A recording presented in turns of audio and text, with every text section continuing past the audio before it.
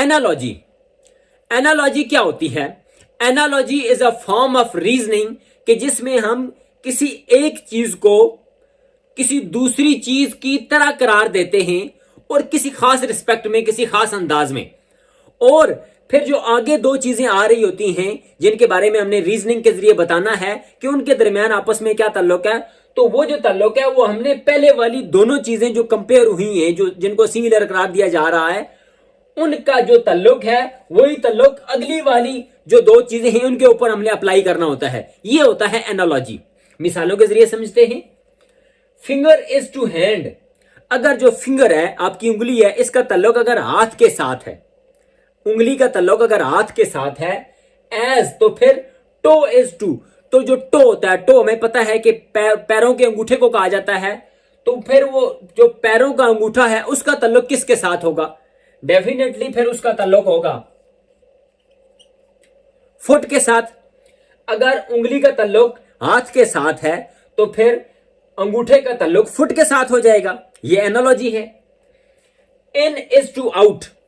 अगर इन के मुकाबले में आउट है, इन के मुकाबले में अगर आउट है तो एज अप इज टू, फिर अप के मुकाबले में क्या हो जाएगा? अप के मुकाबले में डाउन हो जाएगा, क्योंकि ये दोनों अपोजिट हैं, एंटोनिम हैं, तो यहां आगे भी फिर अप का एंटोनिम आ जाएगा down. Go is to green. अगर गो से मुराद है ग्रीन या ग्रीन से मुराद है गो, ये समझने थोड़ा सा बाजुकात किसी एनालॉजी को बाजुकात समझना पड़ता है।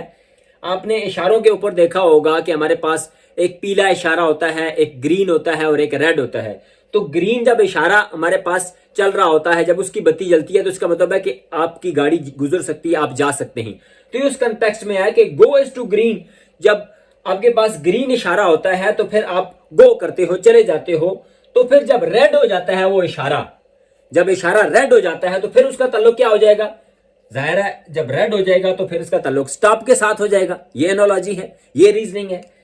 Day is two month. अगर डे का ताल्लुक मंथ के साथ है, या हम कह सकते हैं कि अगर दिन मिलकर महीने बनाते हैं तो फिर मिनट का ताल्लुक क्या होगा? अगर दिन मिलकर महीने बनाते हैं तो फिर मिनट मिलकर घंटे बनाएंगे। Minute is to our.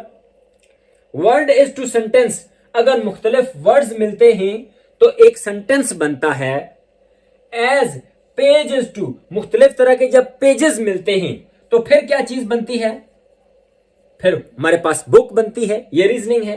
Smell is to nose. Smell का ताल्लुक नोज के साथ है, यानी सूंघने का ताल्लुक ये नोज के साथ है। तो फिर साइट, साइट का मतलब होता है देखना, तो देखने का ताल्लुक आंखों के साथ होता है, तो sight is to eye. Top is to bottom. अगर टॉप का ताल्लुक बॉटम के साथ है, टॉप का ताल्लुक बॉटम के साथ है, दोनों अपोजिट आ रहे हैं, तो फिर ओवर, ओवर का ताल्लुक किसके साथ हो जाएगा? अंडर के साथ हो जाएगा, क्योंकि दोनों अपोजिट इन मीनिंग्स हैं। तो ये इसको कहते हैं एनालॉजी। और analogy is a form of reasoning कि जिसमें हमारे पास पहले कोई दो चीजें कंपेयर की जा रही होती हैं, कोई कोई उनके दरमियान एक ताल्लुक दिखाया जा रहा होता है, उसी ताल्लुक को हमने आगे जो दोनों चीजें आ रही होती हैं उनके ऊपर अप्लाई करना होता है।